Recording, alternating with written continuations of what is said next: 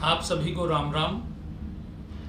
आज नव संवत्सर के इस पावन समय में जब हमारा भारतीय नववर्ष शुरू हुआ है, नवरात्र चल रहे हैं, आज उसमें नवीन बाल विद्या मंदिर का वार्षिक उत्सव कार्यक्रम, जिसमें आप सब पधारे हैं जहांगीरगंज में।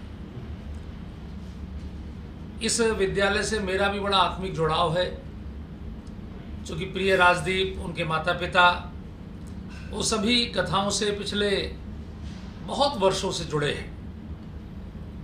बंधुओं, सबसे महत्वपूर्ण विषय यह है कि विद्यालय का जो संचालक होता है, जैसी उसकी योग्यता होती है वैसा ही बच्चों का विकास होता है। ज्ञान जो है, ज्ञान के बारे में शंकराचार्य से पूछा गया किम ज्ञानम, उन्होंने कहा दोषः विवर्जितः यत्, जो जीवन के समस्त दोषों को मिटा देता है वो ज्ञान है। हमारी जो ज्ञान की देवी हैं वो सरस्वती हैं, और सरस्वती का वाहन हंस है, और हंस की विशेषता है नीर क्षीर विवेक, अर्थात दूध का दूध पानी का पानी। यानी सरस्वती हमको सिखाती हैं कि यदि आप ज्ञानी हैं तो केवल डिग्री से आप ज्ञानी नहीं होंगे। आपके जीवन में अगर ये विश्लेषण करने की क्षमता है कि आप अवगुणों का त्याग करते चलें और गुणों को धारण करते चलें, तब वास्तव में आप ज्ञानी कहलाने योग्य हैं।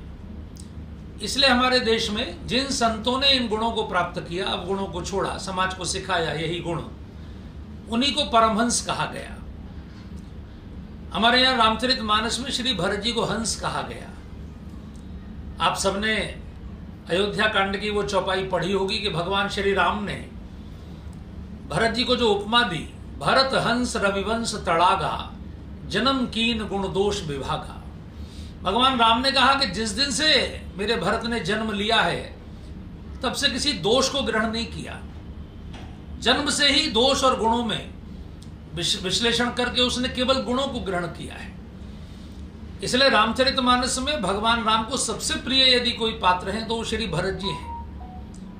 भरत सरिस को राम सनेही, जग जप राम राम जप जेही। पूरी दुनिया राम नाम जप करती है और राम जी श्री भरत जी को याद करते हैं। तो ये हंस बनना, ये सबसे महत्वपूर्ण है। तो विद्यार्थियों का ये कार्यक्रम है, वार्षिकोत्सव है।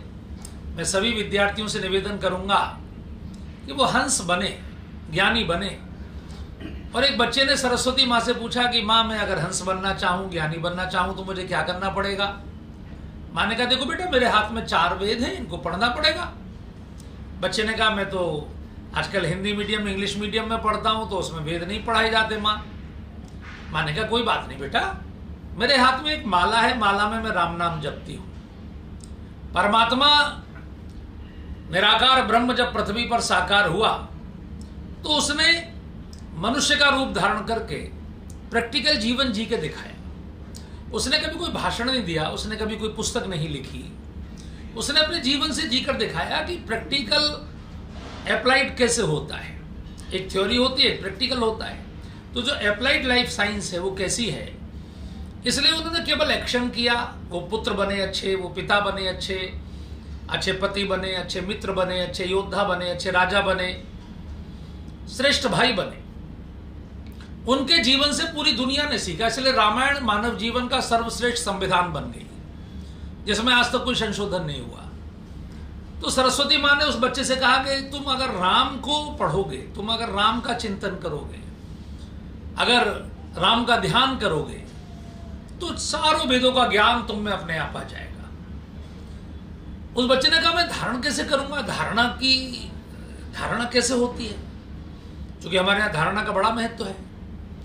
हमारे यहाँ कहा गया अष्टांग योग में यम, नियम, आसन, प्राणायाम, प्रत्याहार, ध्यान, फिर धारणा, फिर समाधि।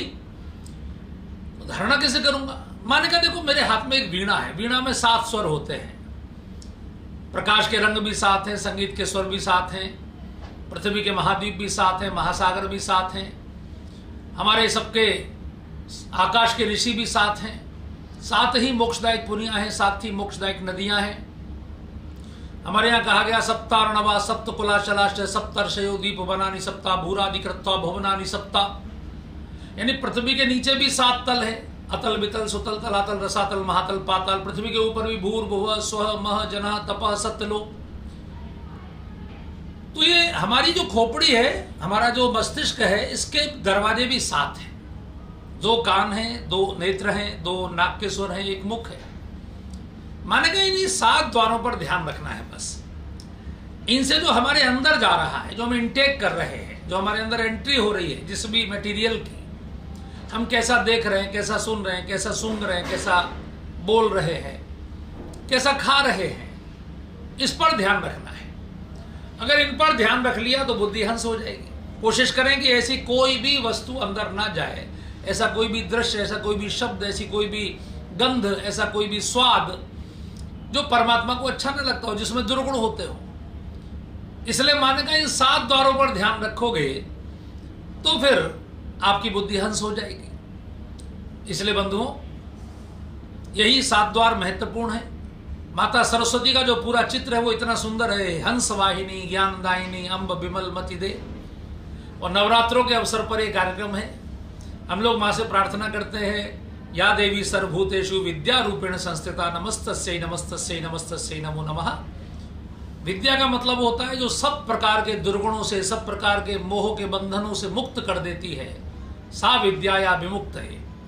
ऐसी सब बंधनों से मुक्त करके और हमारा जो मन है, हमारी जो बुद्धि है, वो और ऊंचाई की ओर उड़े, हम मनुष्य से देवत्व की ओर बढ़ें, परमात्मा की ओर बढ़ें। चूंकि हम सब परमात्मा के ही अंश हैं। शिवोहम कहा जाता है, अहम ब्रह्मास्मि कहा जाता है, प्रज्ञानम ब्रह्म कहा जाता है, तत्त्वमसि कहा जाता है। ये सब वेद के जो वाक्य हैं ये बताते हैं कि एक ही परमात्मा सबके अंदर व्याप्त है और हम सब उसी परमात्मा के अंश हैं। उतने ही तेजस्वी हम बने। इसलिए गायत्री मंत्र में भी ऋषि कहता है कि मैं, हे परमात्मा, आपका वर्ण करूं और आप जैसा तेजस्वी बनूं, और केवल मैं ना बनूं, दुनिया की सारी बुद्धियां आप जैसी तेजस्वी बने। नवीन बाल विद्या मंदिर इसी अभियान में लगा है। बच्चों का शैक्षिक विकास भी हो, बच्चों का शारीरिक विकास भी हो, और बच्चों का आध्यात्मिक समझ का भी विकास हो, सांस्कृतिक विकास हो। इस दृष्टि से मेरा बहुत बहुत आशीर्वाद है। और बच्चे निरंतर प्रगति के नए सोपानों को स्पर्श करें, अपने माता पिता का भी नाम रोशन करें, अपने विद्यालय का भी नाम रोशन करें। सरयू के पावन दक्षिणी तट पर, अवध के पावन क्षेत्र में ये पवित्र कार्यक्रम हम सभी की आत्माओं को और अधिक श्रेष्ठता प्रदान करे। इस कामना के साथ, आशीर्वाद के साथ आप सभी को पुनः राम राम।